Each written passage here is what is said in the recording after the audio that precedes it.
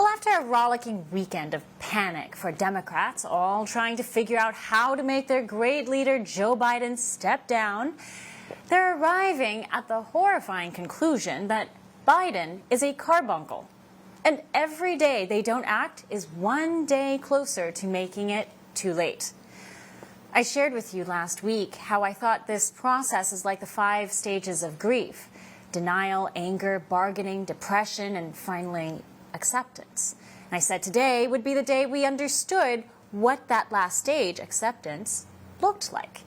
Well, it's looking like the Democrat Party swallowing the bitter pill of standing by their man if they don't oust him this week.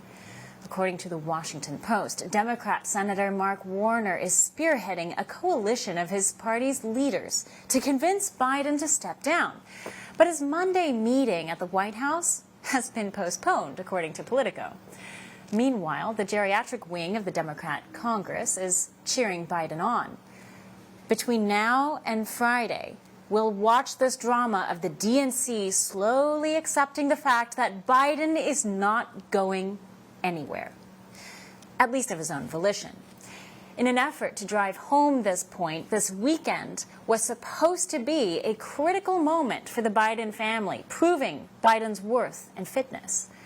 It was supposed to prove to the entire world Joe's debate against Trump was just a fluke. It was a bad night. We understand that it was a bad night. And that's how the Bidens will hold on. As the entire DNC and its big money fat cat seem to be calling for Biden to bow out of the race, Jill and Hunter Biden insist on dragging the sack of Joe's legacy across the finish line into a second term. So they told insiders and donors alike to hold judgment until after this big interview with ABC's George Stephanopoulos, an old Clinton hand. Plus, they strategically placed it so it would air on a weekend no one would watch. The big interview only went for 22 minutes, and Biden was coached by Jill, Hunter, and the inner circle to say 3 things. Let's start with the debate. You and your team have said you had a bad night, but sure did. The whole way I prepared, nobody's fault, mine. You got me, man. I'm not going anywhere. And the "I had a bad night" line appears in this interview 14 times. Team Biden makes it sound like he was just jet-lagged and super busy. The reality was, they spent 6 days resting up at Camp David in preparation for a New York streets fight.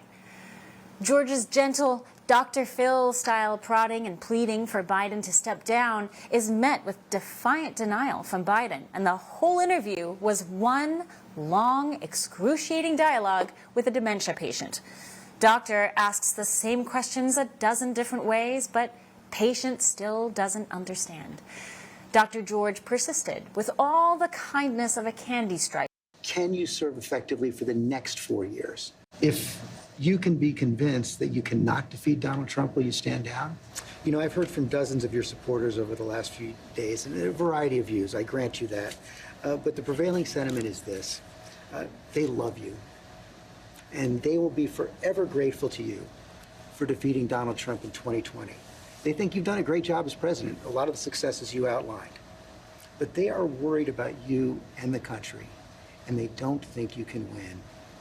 They want you to go with grace, and they will cheer you if you do. Stephanopoulos goes on. And if you stay in and Trump is elected and everything you're warning about comes to pass, how will you feel in January?